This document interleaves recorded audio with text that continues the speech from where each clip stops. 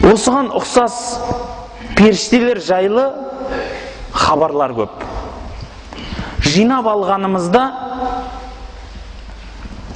періштелер нұрдан жаратылса, оларда еркектік, әйелдік деген қасиет болмаса, тамаққа ішіп жем деген қасиет болмайды екен.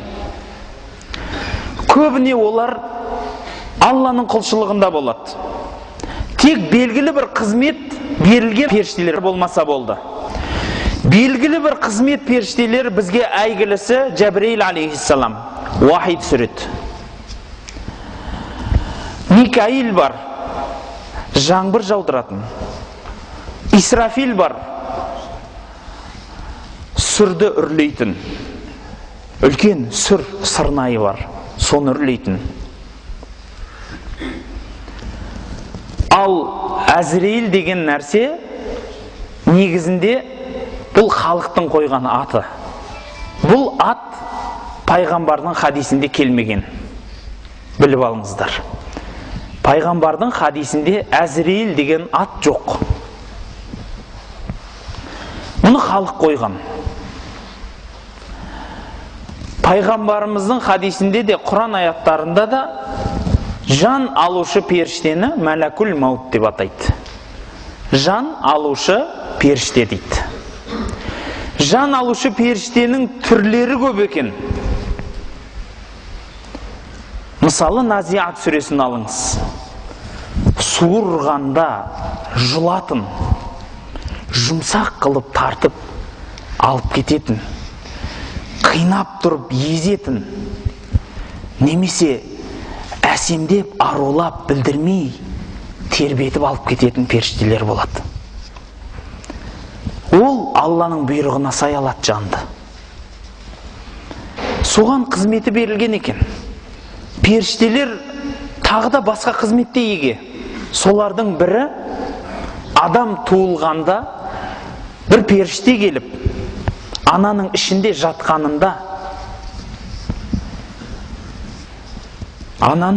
жатқанында бір періште келіп, кішкентай ғана сәбиге жан үрлейді екен. Сөйтіп, ол кісіге Алланың бұйырған 4 нәрсесін айтып кетеді екен. Бақытты ма, бақытсыз ба деген сияқты амалдарды айтып кетеді. Содан басталады періште менен адамның арасындағы байланыс. Дүниеге келгеннен бұл кісінің әрбір қадамын жазушы 2 періште болады. Кираман катибин деп айтады бұларды. Құрметті жазушылар дейді. Алланың алдында қадірлі, құрметті 2 жазушы болады. Пайғамбардың хадисіне сүйенсеңіз, оң жағында жақсылықты жазатын, сол жағында күнә, жаман істерді жазатын періште болады.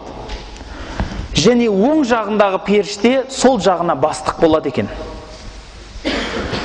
Бір адам жақсы амал жазса, сол жағынан сұрамайды, ниет қылса болды, жазып қоя салады екен.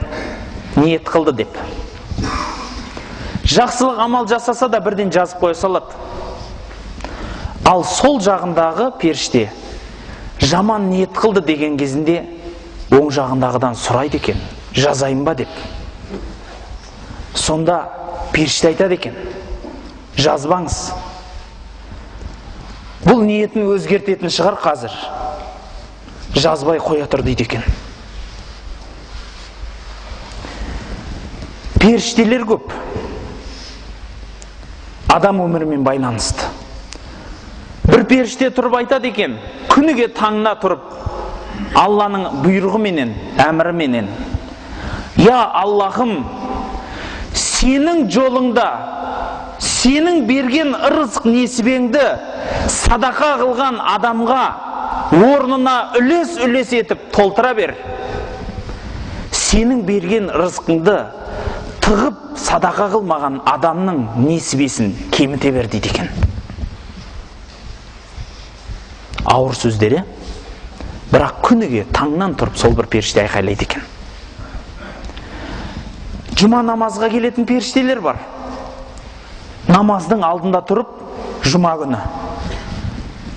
Жұма намазының азаны, ол екінші азан. Айтылмай тұрып, келген адамды жазып отырады екен. Екінші азан айтылғанда тастай салады екен да, кетіп қалады екен. Содан кейінгі келген адам жамағаттың сауабын алады, жұмаға келді деген адамдардың қатарында бола ма, болмай ма, Аллаху алам. Сондай періштелер бар.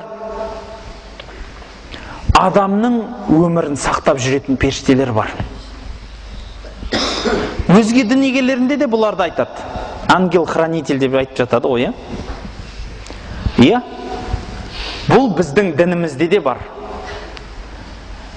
Хабарларға сүйенсек, пайғамбарымыздан келген хадистерге 8 періште қорғап жүреді дейді адам баласын. Бір хадистерге сүйенсек. Сондай періштелер бар, жан алатын. Сондай періштелер бар, адам қабырға салғанда әлгі екі періште келіп бұл кісіден сұрайды екен. Әйгілі 3 сұрақты. Раббың кім? Дінің не? Пайғамбарың кім деп. Періштелер туралы айтсаңыз, хабарлардың көпшілігін таңғаласыз. Лажы барынша сахих хабарлардан айтылған сөздерді жинауға әрекет жасаңыз. Өйткені бұл періште ғайып әлемі. Ғайып әлемі болғаннан кейін бұл туралы хабарлар лажы барынша сенімді жерлерден, сенімді дәлелді орындардан алынғаны абзалырақ болады. Халықтың алып қашты сөздері қиын. Періштелерді көруге бола ма, болмай ма деген сауалға болады деп жауап береді ғалымдарымыз. Бірақ оның өзінде дәлелсіз сөздер болуы мүмкін дейді. Себебі сахабаларда періштелерді көрген кездері болған. Оның біреу жаңалде жоғарыда айтқанымыздай, Құран оқып отырғандағы төбесіне үйірілген бұлт туралы. Немесе Бәдір соғысындағы сахабалардың көрген періштелері, білесіздері, басына жасыл сәлде оралған ақ атты адамдар пайда болды дейді. Сол күні.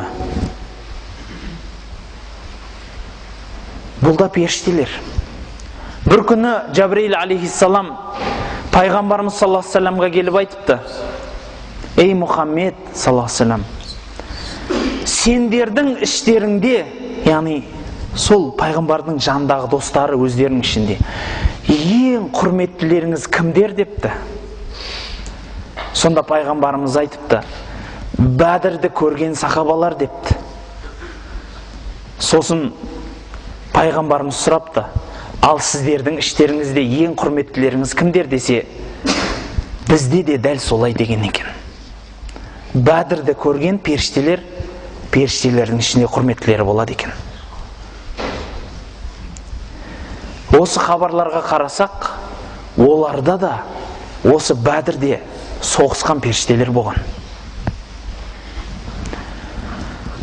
Пайғамбарымыз саллаллаху алейхи вассаламның жанындағы сахабалардың тағы бір хабарына сүйенсек, адам суретінде келген періштелер де болған.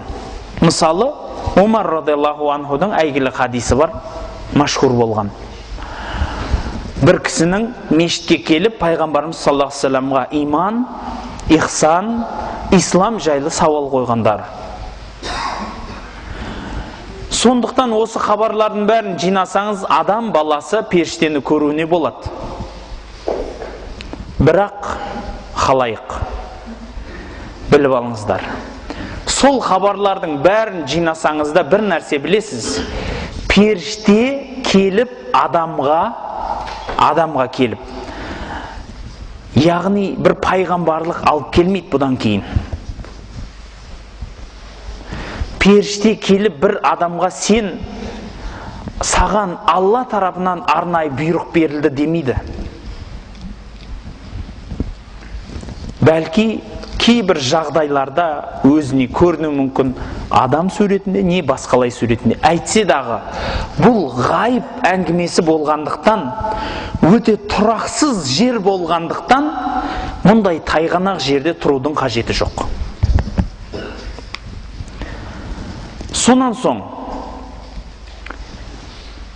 періштелерді айтқаннан кейін, оларға иман қандай болады десе, біз періштелердің бар екендігіне иман келтіреміз, біріншіден. Екіншіден, Құранда және сахих хабарларда періштелер жайлы не айтыла, соның айтылғандығына хабарына сенеміз және құптаймыз. Сол жерде айтылған нәрсе бойынша дінімізді алып жүреді екенбіз. Одан артық емес. Сонан кейін тағы бір нәрсе, адам баласына періште келіп оның жанында сөйлеп, тура жолды көрсетіп жүрмейді. Біліп аңыздар. Осы жерде бір үзілді кесілді бір шекара бар. Ол шекараға өтпестен бұрын мен бір пайғамбардың уақиғасын айтайын. Пайғамбарымыз саллаллаху алейхи ва саллям келтірген. Бұл Құран-ы Каримде Харут және Марут жайлы айтылған уақиға. Білесіздер, бұны Бақара сүресінде келеді. Бір екі періште болып жерге түскенді армандайды, Алладан сұрап. Өйткені періштелерде сондай, басында сондай болған екен. Мен адам жаратам дегенде Алла тағала періштелердің біразы тұрып,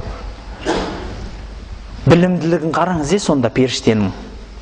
Неге жаратасың адамды? Я Раббым Алла, ол күнә жасайды. Сенен теріс айналып кетеді ғой деп айтқанында, менің білетін нәрселерімді сендер білмейсіңдер дейді. Осы жайлы Ибн Джарир Табари бір хабар келтіреді. Бір күні бір адам соғысқа барады. Соғысқа барып, отанын қорғап, елін қорғап, жеңіліп қайтады, бірақ соғыстан жеңіліп қайтады. Сол жеңіліп қайтып келе жатып, бір жерлерге тоқтап демалып отырып, я Раббым Алла, сен риза болсаң болды дейді. Мен малымды да тіктім, жанымды да тіктім. Енді осы күйімде қайтып баратырмын, қолымнан келгеннің барын істедім дейді. Жеңілді ғой енді бірақ. Сонда Алла тағала періштелерге айтады екен. Мына адамды көрдіңдер ма дейді. Малын да тікті, жанын да тікті. Сөйте тұра сен риза болсаң болды деп, соның өзін аз деп тұр дейді. Мен сендерге айтып ем ғой, мен білген нәрсені сендер білмейсіңдер деп айтқан екен. Куә болыңдар, бұл кісінің өткен күнәларының барлығын кештім деген екен.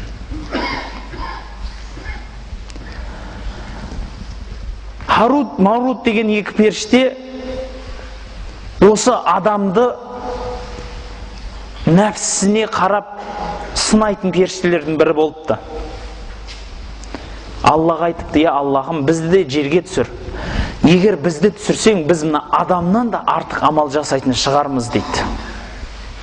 Содан басталып, білесіздер бұл уақиғаны. Қысқартып айтқаным, екі періште келе қалып, жерге түсіп, таңнан түседі, кешке ұшып кетеді, диқаншылығын жасап, амал жасап жүріп, ақыры екеуі көршісінің бір әйеліне ғашық болады.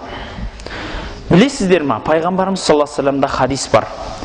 Басқа әйел мақұл ғой, көршісінің әйеліне зина жасау өзге 70 әйелге зина жасаумен тең дейді. Ауыр күнәлардың бірі еді. Сол әйелге зина жасауға бұл екі періште қояр да қоймай ынтық болады. Содан әйел шарт қойып, мен күйеуім қызғаншақ, соны өлтіріңдер дегесін, бұл екеуі жоқ, біз өлтіре алмаймыз, біз тек сені сүйеміз, жақсы көреміз дейді. Бұл әңгіме енді 14 февральға да жақындап әдемі айтылып жатыр. Содан әлгі екі махаббат қуғыш періште сымақтар қояр да қоймай нәпсінің жамандығын қараңыз. Әлгі әйелдің бүкіл шартына риза болайықшы, саған жетсек болды дегеннен кейін әйел айтады, жарайды, күйеуімді өлтірмейді екесіңдер, менімен бірге май ішіңдер дейді, енді арақ ішіңдер дейді. Жарайды, енді анадан гөрі күнәсі жеңілдеу ғой деп, ол екеуі арақ ішеді, зина жасайды. Соның үстінде күйеу келгеннен кейін амал жоқтан оны да өлтіреді. Бүкіл не бар, күнәнің бәрін жасап бітеді ғой сол жерде. Қарасаңызшы, күнә сол үшін ағайынды келеді, біліп алыңыздар. Күнә ағайынды келеді. Бір күнә екінші күнәні тартады. Сол үшін сіз егер бір жерде жалған сөйледіңіз ба, екінші жалған сөзді ол жалған ше магнит сияқты тартып тұрады. Ананы жуу керек қой, анау ашылмас үшін біреу тағы сұраған кезде тағы да жалған айтасыз. Біреу басқа жағынан сұраса, оған басқаша қылып айтасыз. Содан жалғаныңыз өсе береді да. Күнә да осылай. Бір күнә жасаған соң, соны жасырамын деп басқа күнәлар жасай бастайды адам. Пайғамбарымыздың осы күнә жөніндегі үлкен бір бұйрығының бірі, қандай күнә жасасаң да, соңынан дереу сауап амал жаса. Көрдіңіз бе? Үзу керек оны. Күнәні тартпас үшін анау күнәні үзу керек, сауап амал жасау керек, міндетті түрде. Сөйтіп тәубаға келу керек. Енді ол тәубе жайында айтылатын сөздер көп, ол өзінің орнында келер. Сонда екі періште осындай жасап, Алла тағала бұл екеуін айтады, енді жерде қалдыңдар, еркек пен әйелдің арасын ажыратуға сендер себепкер болып қаласыңдар дегеннен кейін расында да бұл екеуі жерге түсіп, адам затқа дуа үйретеді. Адам затқа сиқыр үйретеді. Сиқыр үйретіп, сол сиқырменен еркек пен әйел арасын ажыратуды үйретеді. Бірақ олар айтады, біз ажыратуды үйретіп тұрып, оларға айтамыз, лә такфур, кәпір болма деп айтып қоямыз дейді. Бірақ оны естімейді ғой.